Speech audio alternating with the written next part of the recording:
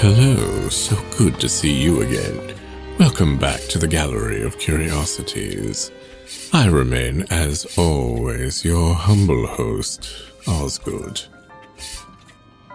You know, I've been getting some rather strongly worded letters of complaint from listeners recently about the exhibits being too dark. So, in an effort to appease these rather irate epistolarians, this evening's exhibit will be one for the children. A panto, if you will. Let us see now, what have I got in my collections here? Yes. A fairy tale would seem to be the thing. Something from the Brothers Grimm, perhaps? No. Sometimes I do wonder if they picked that name on purpose.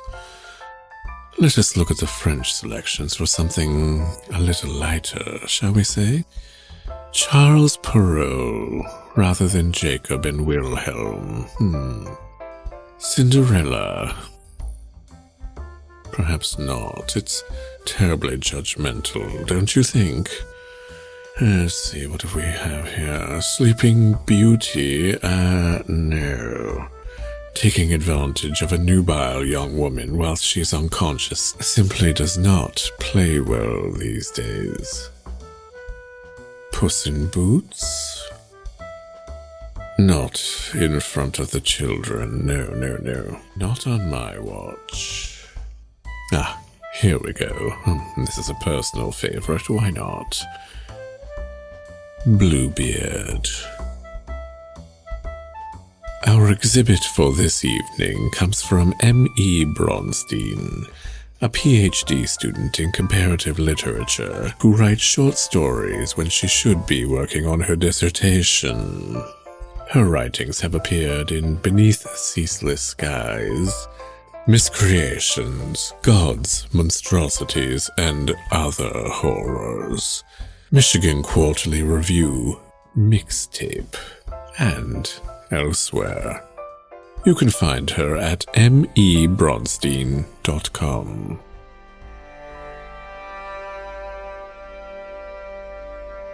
The Seventh Wife's Confessions by M.E. Bronstein. The Baron touched the rose I had tucked into my chignon and chided me for my presumption, my thoughtless harvest of his garden's treasures.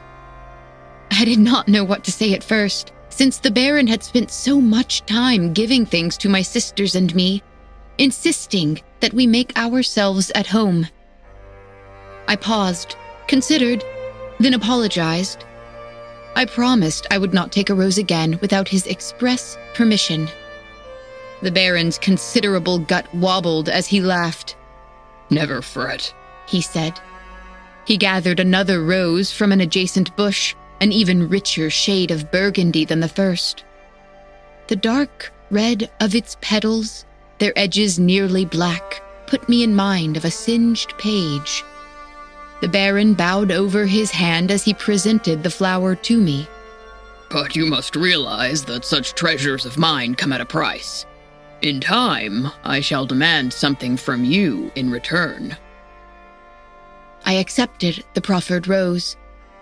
"And whatever shall you ask of me?" The Baron winked. "Consult your imagination," he said, "and I think you may divine the answer." When we first received the Baron's invitation to his estate, my sisters expressed some wariness at the prospect of encouraging his attentions.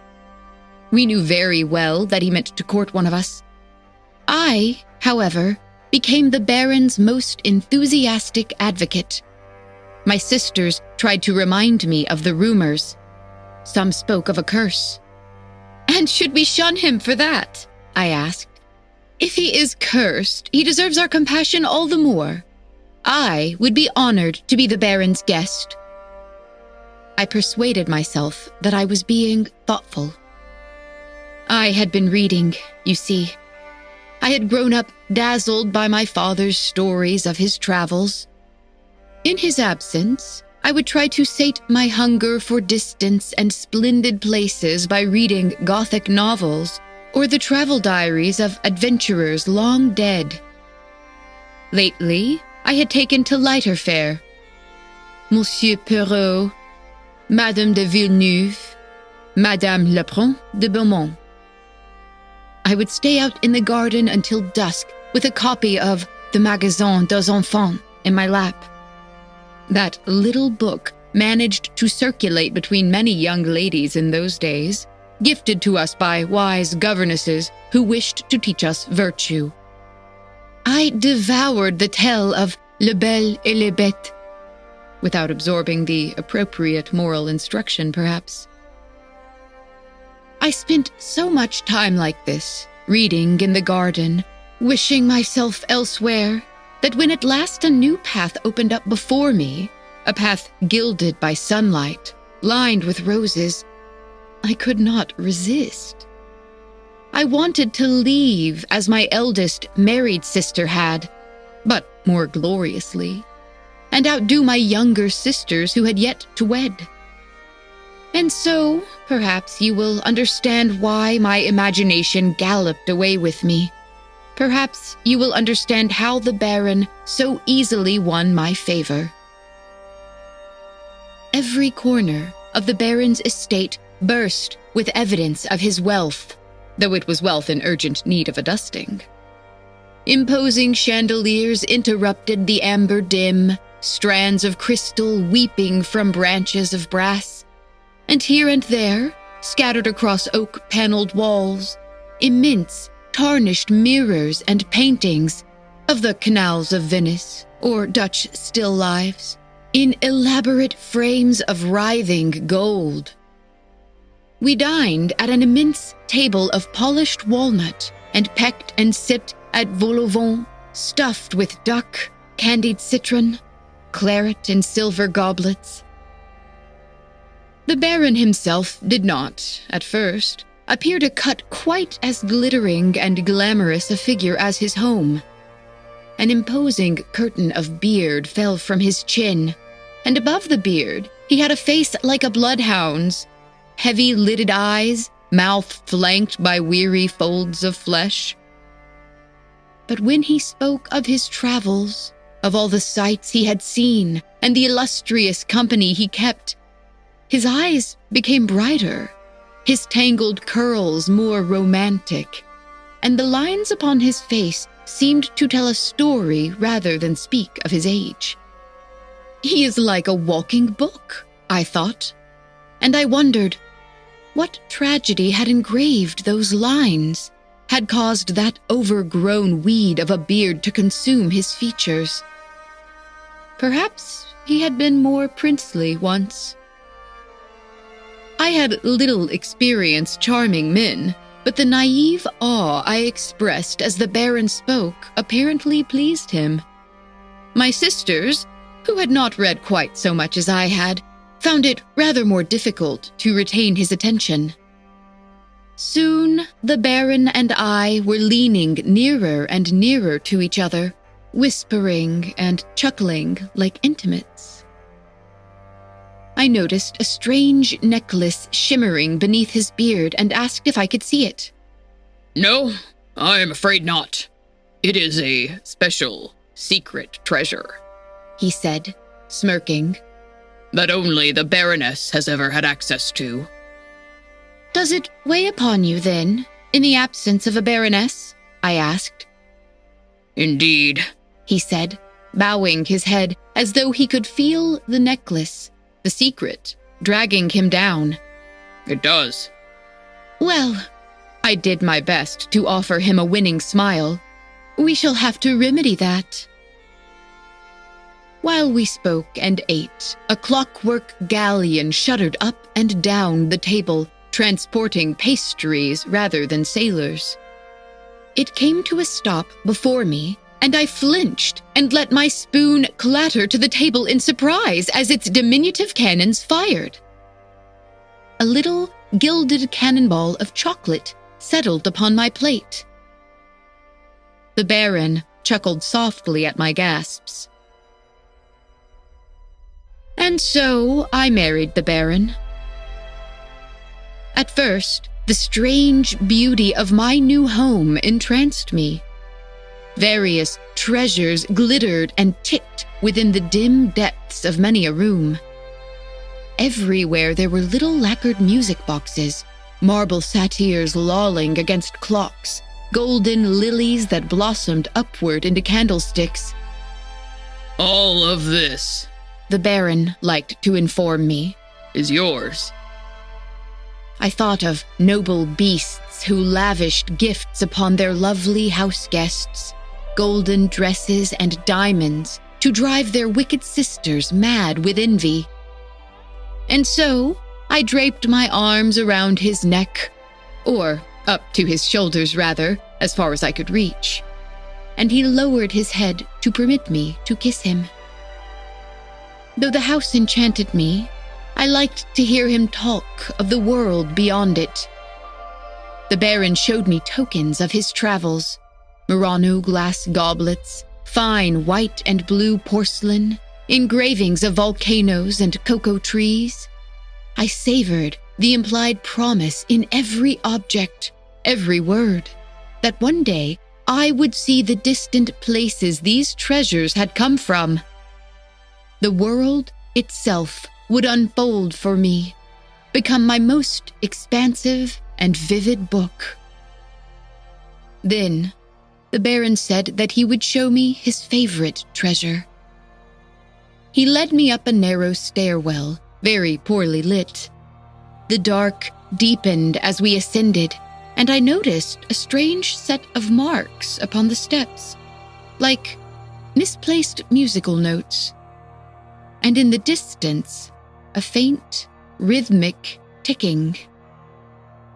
At the top of the stairs, the Baron opened a door and we entered his theater of automata, a dark room full of mahogany and heavy maroon curtains.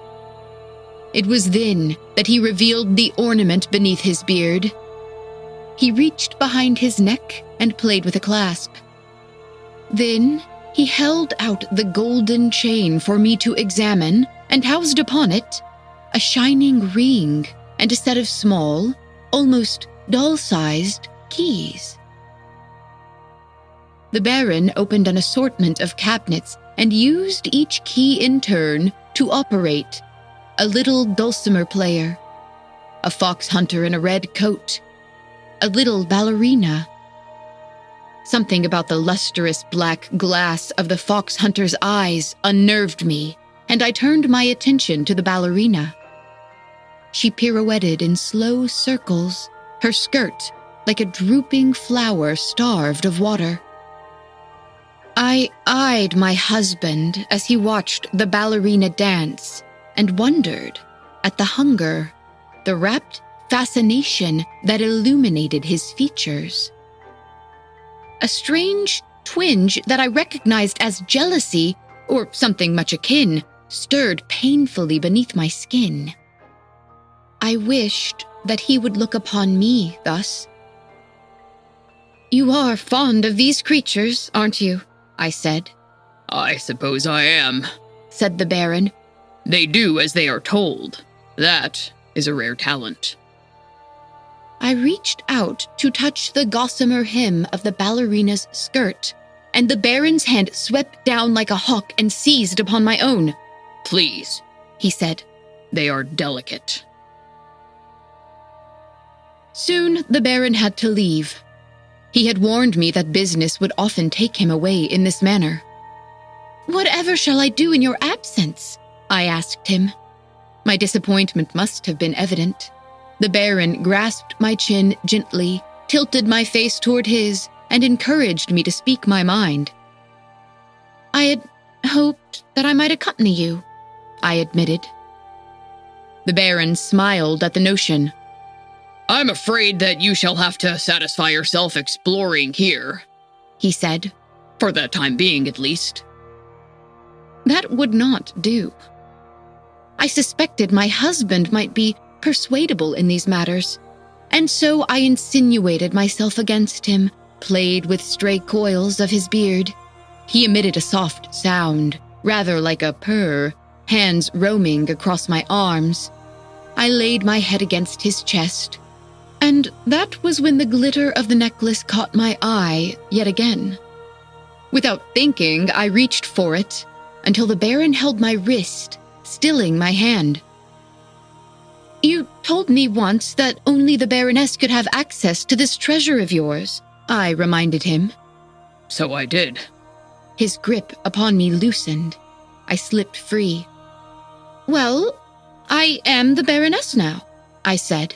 "And all of this," I gestured broadly toward the space surrounding us, and then toward my husband himself, "is mine."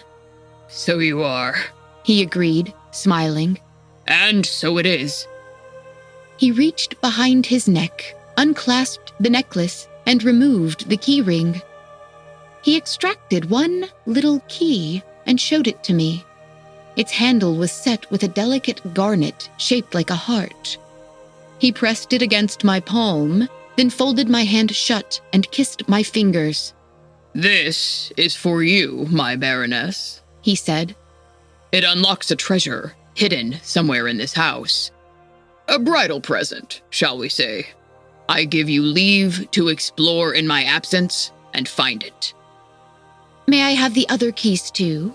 I asked.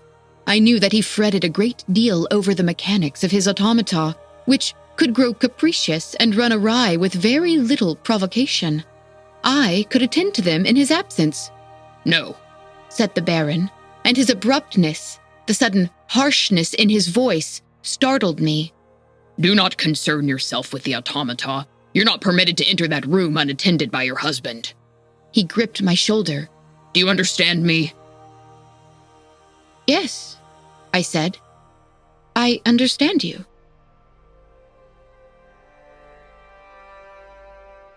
I went exploring. I tried my little key in various locks, an armoire in the library, a moldering door in the cellar, a jewelry box upon a mantelpiece. It did not fit. It did not open anything. The impossible game bored me and piqued my curiosity by turns. I wondered often if it was all just a ruse, a nonsensical challenge posed purely to keep me occupied. Eventually, my loneliness began to fester, and my imagination began to play games with me. Sometimes, in my solitude, I would speak to the air, and yet no invisible servants manifested to gratify my wishes. "You are not La Belle," the house seemed to say, and I would scowl at the shadows and feel ridiculous. Before long, I began to eagerly await my husband's return. He was a strange man, but I liked his stories, and the way he would almost purr when I petted him, like a good princely beast. At last, he came back, but only for but one evening, he told me, before he must depart again. While we dined together, I begged to join him. "You promised," I wanted to say, but then I realized that he never had. "I fear now is not the time," he said. He watched me quietly as I dipped my silver spoon into my soup. I sipped uneasily, unsettled by the intensity of his gaze. He asked if I had yet found my present, and when I told him that I had not, a palpable quiver of scorn distorted the corner of his mouth. "Is something wrong?" I asked. "Of course not, my dear," he said. We ate for a moment in silence before he added, "I simply took you for a clever thing. I presumed that you would have discovered it by now." The sting of that remark nearly caused me to drop my spoon and splatter the both of us with soup. I asked him what he meant. No, he said, with that odd, mocking smile of his. He could not tell me. I must solve the riddle myself. And then he left me all alone again. I tried to persuade myself that he meant well, that he cared only for my comfort and safety and amusement. But in spite of all the clutter of chandeliers and oil paintings and sculpted nymphs, an oppressive sense of emptiness weighed upon me. Perhaps all the clockwork creatures scattered throughout the house were to blame. Whenever they ceased their mechanical motions, I found it difficult to persuade myself that they were not dead, that they had, in fact, never been alive. I took you for a clever thing. I resumed my search. I attempted to fit my key into the chests, doors, and cabinets that I had not already attempted, but it did not fit a single one. Naturally, after a time, the theater of automata began to call to me. I began to wonder whether my husband's injunction that I avoid it had been entirely serious or playful. He might in fact have meant to test my boldness to see whether I would dare explore there, too, in search of my present. And as I thought of the tale I had read in the Magasin des Enfants, it occurred to me that the strange theater, so high up, almost hidden away, would be by far the likeliest location to contain an enchanted looking-glass or something of that ilk, something of the enchanted beauty and luxury I felt I had been implicitly promised when I married the Baron. And so I ascended the narrow stairwell once again. The old wood beneath my feet groaned in protest, as though to warn me away. I ignored it, and it became more strident as I moved along. Everything was so very dark, and I wished I had brought a candle, and had to proceed slowly, feeling my way against the walls. Again, I noticed the strange, dark marks on the steps, bent down to examine them. But then my skirts snagged on something. I tried to move, but could not. A low, rumbling laugh from behind rippled through me, sent my pulse thrumming. Where precisely do you think you are going? I instructed you not to enter the theater of automata in my absence. I looked over my shoulder, and there was the Baron. He managed to loom in spite of lurking a few steps below me, and he had a handful of my skirt bunched up in one clenched fist like a ruined, overflowing mockery of flour. I had not heard even the faintest hint of his footfalls. I had not known he would return so soon. The Baron wrenched backward, and I fell down. My elbow and chin cracked against the stairs, and I gasped around the acrid taste of blood. I had bitten my own tongue. I shook as I touched my face, felt for bruises, for wounds. How long do you intend to continue lying there in that ridiculous state? Get up at once and greet your husband. Trembling, I forced myself to climb to my feet and stumbled back toward the Baron, who took me by the waist to lift me down from the final step between us. His gentleness in that moment belied the force he had just employed to prevent me from reaching the top of the stairs. He ignored my feeble expressions of happiness that he had come home at last. I quavered as he towered over me and told me that I had been too pampered, that I needed to learn respect for the rules of his house, and he dug his nails into my arm and twisted, and I cried out. "You're hurting me," I told him. "And so I shall continue," he answered, "until you remember the lessons I have taken such pains to instill in you." That evening, I had a strange dream. I saw the ballerina. Her arms wavered through my mind in a gesture I found almost plaintive. I watched her as she went round and round. A couple of stray notes of mechanical music drifted out of her cabinet as she danced, until the Baron appeared, put out a hand, forced her to grind to a stop while her gears screeched in protest. The strident cry of her clockwork forced me awake, and I covered my ears, crying out. The subsequent nights brought much of the same. I beheld uncanny visions of dancing and ticking and screaming metal, and then stranger images emerged that I did not understand. Of bones and rose petals and old books with moldering pages. Sometimes I could smell fire, something burning out of sight. At first, my husband tried to feign something resembling kindness. He observed the darkness around my eyes, asked why I was not resting well. What disturbed my sleep? Was I not happy? Had he not given me everything I could possibly desire?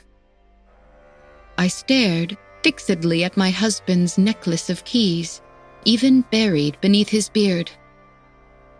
An internal gear clicked. I thought of one of his clockwork calendars.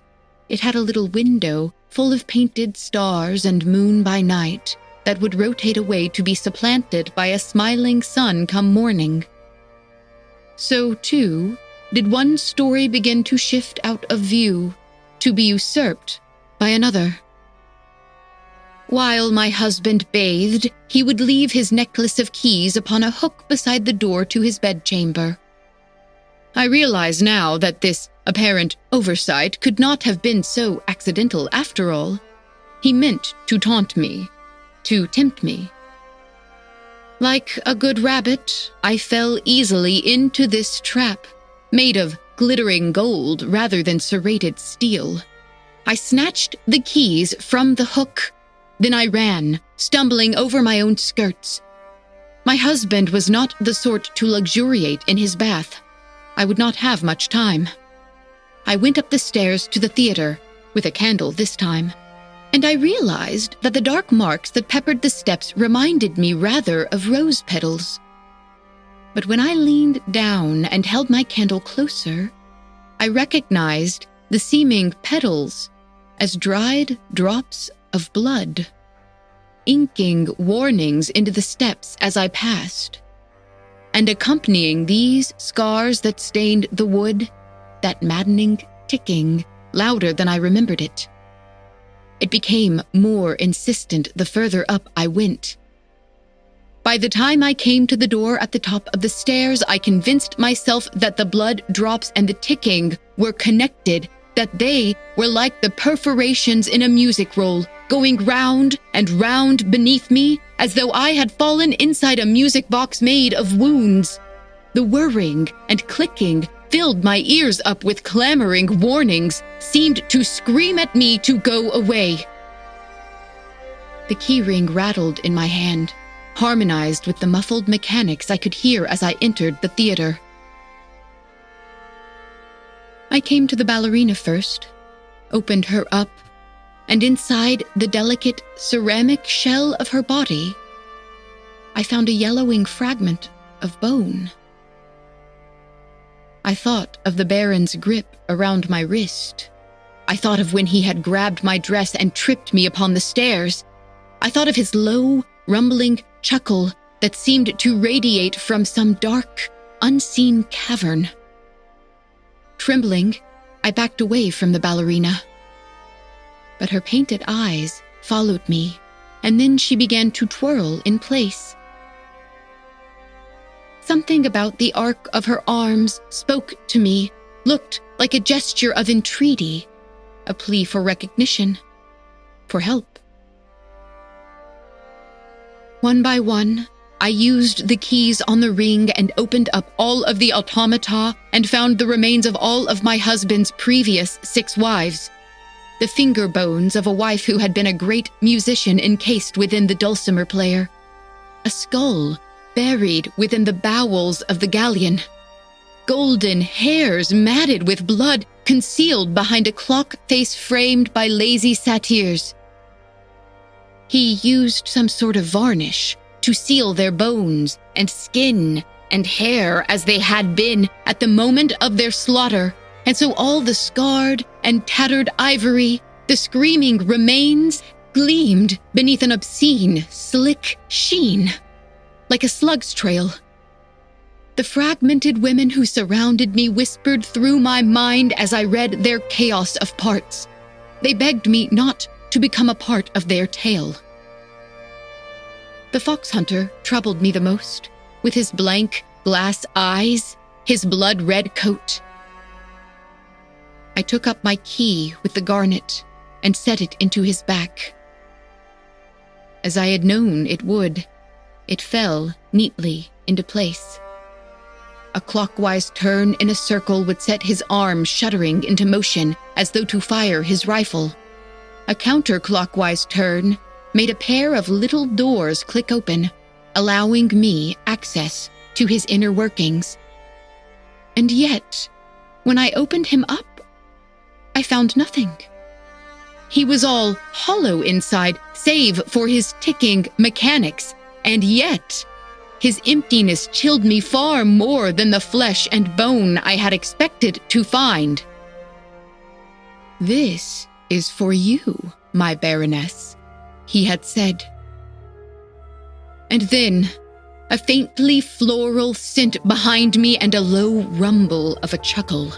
I turned around and found my husband, clean from his bath, beard unusually tidy and groomed.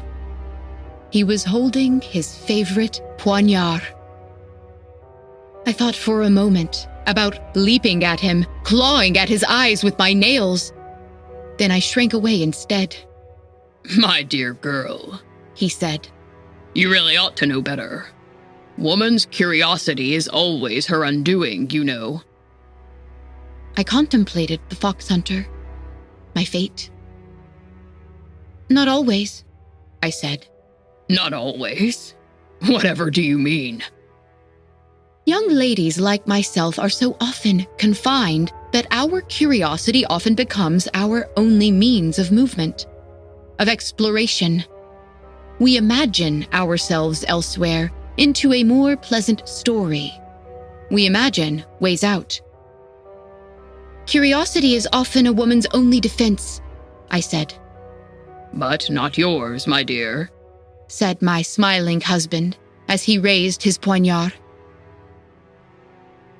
My last thought before he stuffed my heart into the chest of the fox hunter. My sisters.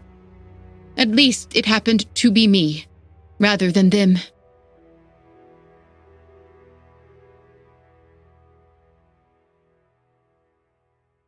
She was an elegant young woman, my husband's next wife. Silken black curls, a delicate frame, small and doll-like hands. She, too, had been reading fanciful books, the Magasin des Enfants, and others. My husband preferred curious creatures who liked to read, whose dreams could run away with them. Who else would dare to wed him? It took an inventive mind indeed to look at the story engraved upon his features and the glittering chain beneath his tangled beard and imagine that it all portended anything good. The Baron showed her his treasures, the galleon, the ballerina, me. He turned the key in my back so that I fired my little gun at a target newly installed upon one of the theater's walls. His eighth wife marveled at the potent reality of the smoke, the scent of gunpowder. The Baron always did so appreciate verisimilitude in his treasures. He loved little cannons and arrows and guns that could actually threaten, could actually inflict some harm. The Baron showed his new bride the carapace that would one day serve as her coffin, though he naturally did not introduce it to her as such. A little acrobat who could spin in circles, rotating head over heel across a pair of silver bars. She wore a coat patterned with alternating ruby and jet lozenges, like a harlequin, and a crown of velvet roses. "How pretty," breathed the eighth wife. She reached out to touch the roses until her husband prevented her. Later, he gave her the key to her own prison cell, just as he had given me mine. And then he waited. I looked on as the eighth wife explored, as she grew curious, and bolder as she disobeyed her husband, as he doubtless knew she would, while he lurked and watched, waiting to punish her for her inevitable transgressions. We wives had ways of communing, if only through dreams and shadows and the reading material we left in our wake. The sixth wife, my predecessor in the ballerina, grew urgent, felt determined that this time we must break this horrible circuit. We must cease spinning through this infernal cycle. The fifth wife, encased within the dulcimer player, grew petulant and asked, why her? Why should she be the one who gets to break the pattern? A fair question, I supposed, and I would be lying if I claimed that I did not feel some of the same resentment, that I did not pose the same questions. Why could I not have been the one to act of order, to cease repeating the same damnable story? I had been too terrified to listen to the other wives and heed their warnings. But perhaps the eighth wife would be more attentive. Perhaps we could make her recognize the tale she had joined sooner than we had. While the eighth wife crept through the house and slipped her key into different locks and circled ever nearer to the theater, the dulcimer player and the ballerina and I debated her fate. The other wives were divided. I would have to render the final vote and make our decision. We wondered, why this time? Why her? We ought to have asked it the other way round, perhaps. Why us? Why us 7 times over? I whispered through the eighth wife's sleep of a book I had left in a chest beneath our bed. Histoires ou contes du temps passé avec des moralités, and one tale in particular, Les Barbes Bleues. Bluebeards and beasts are often more alike than they seem at first. One can so very easily metamorphose into the other. It only takes a few vague alterations of circumstances. The eighth wife came to me, purpled sickles carved beneath her eyes that had not been there when she first arrived. She held up my copy of Histoires ou contes du temps passé. She opened it up and scanned the pages. Curiosity, she read, in spite of its attractions, frequently comes at the price of regret. I watched while she tore out the page bearing this moral and fed it into one of the house's many porphyry hearths, where it curled and blazed until it resembled the blackened rose petals in the garden. Then she set about engaging in a strange surgical procedure. She plucked at the stitching of Monsieur Perrault and Madame la Prince de Beaumont's books, released the pages containing Les Barbes Bleues and Les Belles et les Bêtes, and began to tie them together. I understood. Her desire to partake in the one story might have gotten her into this tangle, but her recognition of the other would get her out. We had only to stitch the 2 narratives together until they came out right. The tale with too much hope in it that did not match our circumstances, and the one that did match, but judged us wrongly. The eighth wife settled down to sit before the hearth, placed me on the floor before her, contemplated me. You must help me, she said. I cannot do this alone. I was more than willing. The eighth wife took me to his bedchamber with her. She sat down in an armchair and balanced me upon her lap, adjusting my posture and tilting my arm until she had it right, until my rifle pointed at the Baron in an appropriate gesture of accusation. As though he felt our collective gaze upon him, the Baron awakened from his tranquil dreams. Whatever are you doing, you ridiculous creature? He asked.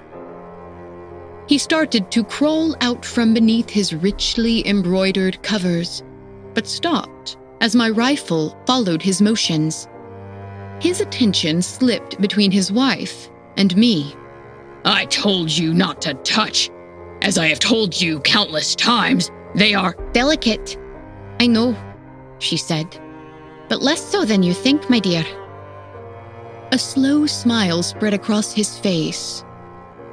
I remembered when I had backed away from him in the theater, utterly failed to do him any injury. I had hesitated. I suppose he believed that she would, too. But she had been curious. She had been reading, and she had read and reshaped the right story this time. I knew she would not hesitate, and this time neither would I. Don't be a fool, said the Baron. The eighth wife turned the key in my back.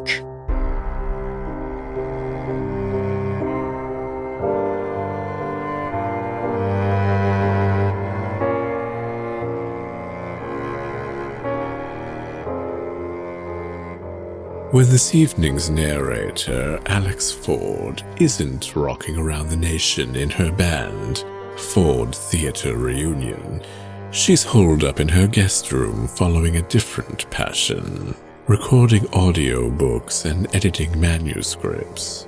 An avid reader and writer, she delights in helping people bring their creativity to life. You can check out her exploits, mystery bruises, and a most handsome cat on Facebook or Instagram. Thank you again, Ms. Ford.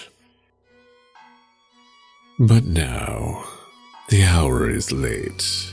You should be on your way.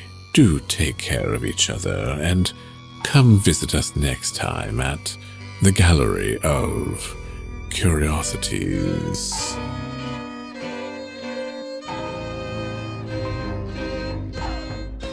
Gallery of Curiosities is produced under a Creative Commons International 4.0 non-commercial attribution, no derivatives license. Our theme song is Ashes, Ashes by Deus ex Vapora Machina.